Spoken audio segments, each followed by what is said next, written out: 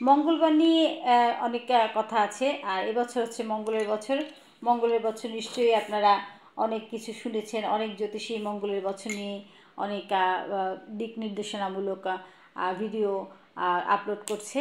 আর সেক্ষেত্রে আপনি ব্যক্তি হিসেবে এই কাজগুলো করতে পারেন।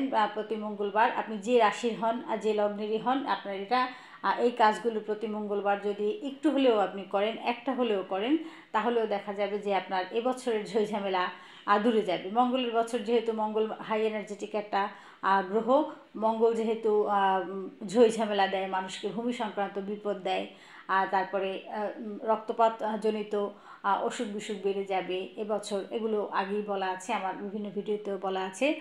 তো এবছর আপনি কী করলে ভালো থাকবেন, অর্থাৎ বছরটা আপনার শান্তিতে যাবে। যেমন এই দিনে যদি মঙ্গলবার যদি আপনি গোপনে একটি ম্যাচ বাক্স যেটা দিয়ে কাঠি ঘষে জ্বালানো হয় মোমবাতি, মন্দিরে দান করে আসেন। মন্দিরে দান করে আসেন, কিন্তু সেটা গোপনে। গোপনে বলতে কি, অর্থাৎ আপনি দান করবেন সেটা কাউকে বলবেন না। ম্যাচ কিনেছেন, চুপচাপ আপনি মন্দিরে দিয়ে আসবেন। এটা যেন মানে খুব দেখানো বা কাউকে বলা না হয়। এবং আপনি মন্দিরে গেলেন, যে পর্যন্ত ম্যাচটা রাখলেন সে পর্যন্ত কারোর সাথে কোনো কথা বলবেন না। এটাকেই গোপনে বলে। গোপনে মানে এই না যে কেউ দেখবে না, দেখবে কেউ, আপনি কিছু বলবেন না। তাহলে কি হবে, আপনার ঝুটঝামেলা এগুলো মঙ্গলের বছরে থাকবে না।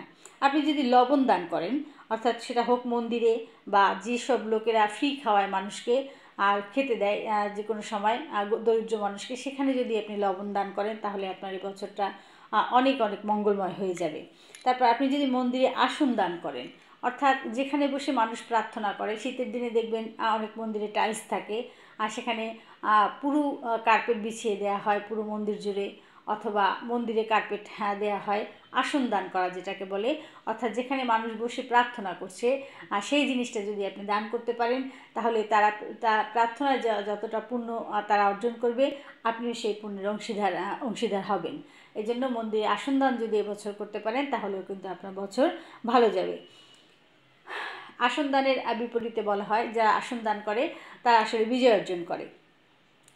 তারপর আপনি যদি মন্দিরে প্রদীপ দান করেন, প্রদীপ দানের বিপরীতে বলা হয় যে প্রদীপ দান মহাপুণ্যের একটা দান।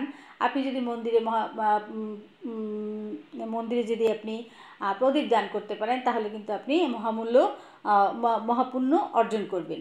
তারপরে আপনি মন্দিরে যদি কাঁসার পাত্র দান করেন, কাঁসার পাত্র দান করলেও আপনি মহাপুণ্য অর্জন করবেন। অর্থাৎ মন্দির সংক্রান্ত এই কাজগুলো যদি আপনি মঙ্গলবার করেন, তাহলে আপনার মঙ্গলের বছর নির্বিঘ্নে কাটবে, শান্তিতে কাটবে। ভালো থাকুন সবাই। মঙ্গলের বছর সবার জন্য শুভ হোক।